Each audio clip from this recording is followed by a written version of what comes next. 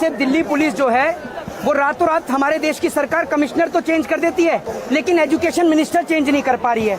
और बड़ी बात यह है कि आप देखेंगे तो कितने सारे बच्चे हैं, नौजवान यहाँ पर आए हुए हैं, ये किसानों के और मजदूरों के बच्चे हैं। इनमें एक भी बच्चा किसी एमएलए का या किसी एमपी का नहीं है। एमएलए और एमपीओं के बच्चे, नेताओं के बच्चे तो विदेश की यूनिवर्सिटी में पढ़ रहे हैं। ये तो बेचारे गरीब परिवार के बच्चे हैं जिनके पिताजी मजदूरी करते हैं, खेती करते हैं या किसानी करते हैं, ये उनके बच्चे हैं। और पुलिस कितनी बेरहमी से बच्चों के ऊपर लाठीचार्ज कर रही है। बड़ी बात यह है कि बच्चों को रोकने के लिए इतने बैरिकेड लगाए हैं, अगर इसके आधे बैरिकेड आपने अरुणाचल प्रदेश पे लगा दिए होते तो चाइना हमारी जमीन को कैप्चर नहीं करता।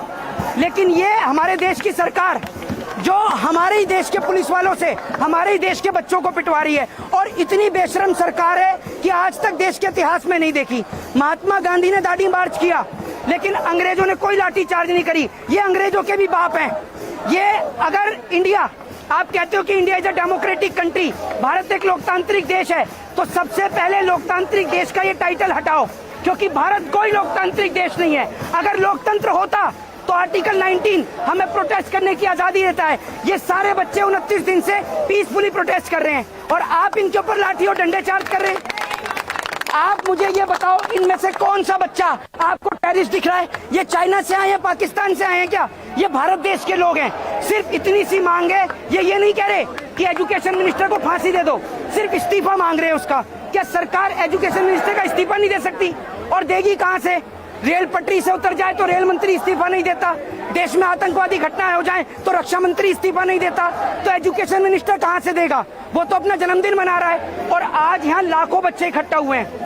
ये देश को एक परिवर्तन करने का आंदोलन है, और जिस तरीके से बच्चे आए हैं, इन्हों की सोच ये है कि शिक्षा मंत्री अपना इस्तीफा दे, लेकिन पुलिस कितनी बेरहमी से लहूलुहान कर रही है बच्चों को। बताइए, अभी जस्ट अभी 2 बार लाठीचार्ज हुई है, 2 बार लाठीचार्ज हुई है। आप मुझे एक बात बताइए ना, ये किसके, इनके ही बच्चे हैं ये, या तो ये जितने भी आर्मी के लोग हैं इन्हीं के बच्चे हैं ये अपने ही बच्चों से, पिता के जरिए अपने बच्चों के ऊपर लाठीचार्ज करवा रहे हैं। अभी एक लड़का हमें मिला आगे, वो कह रहा है कि मेरे पिताजी की ड्यूटी लगी हुई है, उसके पिताजी सीआईएसएफ में है।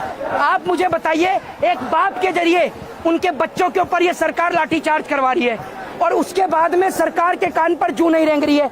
इस देश की गोदी मीडिया 29 दिन से ये आंदोलन चल रहा था, लेकिन कहीं नजर नहीं आई, लेकिन आज बच्चों को पिटता देख वहाँ गोदी मीडिया कवरेज कर रही है।